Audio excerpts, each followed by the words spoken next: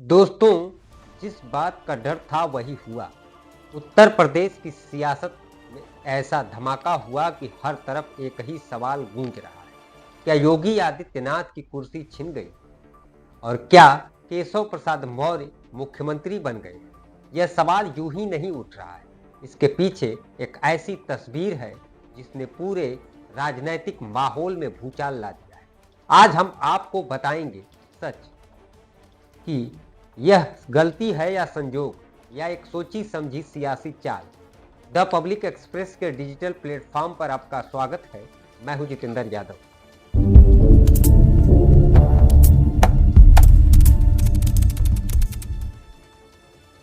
दरअसल यूपी के एक सरकारी कार्यक्रम की तस्वीर सामने आई जिसमें मंच के पीछे लगे बोर्ड पर साफ साफ लिखा हुआ था मुख्यमंत्री केशव प्रसाद मौर्य। अब सोचिए, यह कोई छोटा मोटा कार्यक्रम नहीं था।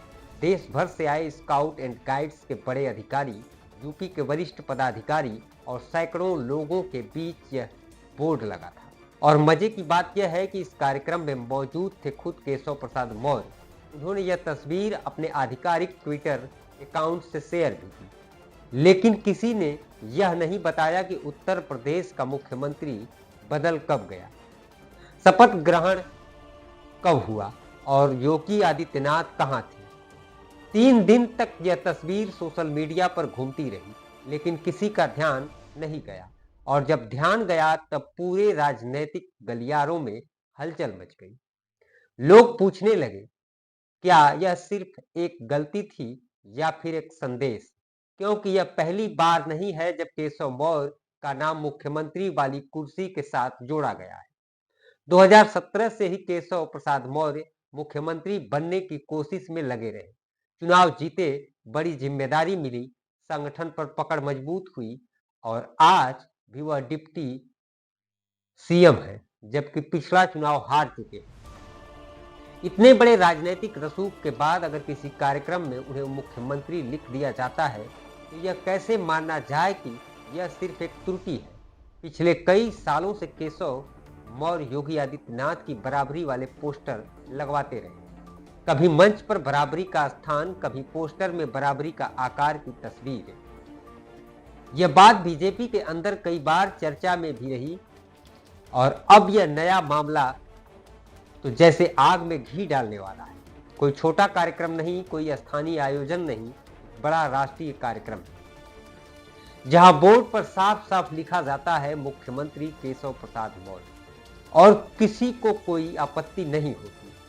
अब यह गलती कम, रणनीति ज्यादा लगती है। 2024 चुनाव नतीजों के बाद केशव मौर्य ने संगठन को बड़ा बताकर खुलेआम योगी को संदेश दिया। आज वही तेवर फिर दिखाई दे रहे हैं। सवाल अब यह है कि क्या केशव ने जानबूझकर यह करवाया?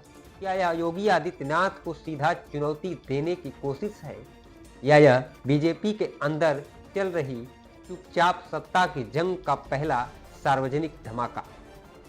अब सबसे बड़ा सवाल यह खड़ा होता है, क्या योगी आदित्यनाथ इस पर कोई कार्रवाई करेंगे? क्या वह इस खुले संदेश को नजरअंदाज कर देंगे या यह तूफान अब और बड़ा होने वाला है? मेरी नजर में यह सिर्फ एक गलती नहीं लगती, यह सत्ता के खेल में एक बड़ा संदेश है। यूपी की राजनीति में हल्की हवा नहीं चल रही है, यहां तूफान उठ चुका है। आपको क्या लगता है, यह गलती थी या चाल? कमेंट में जरूर लिखकर बताइए। नमस्कार।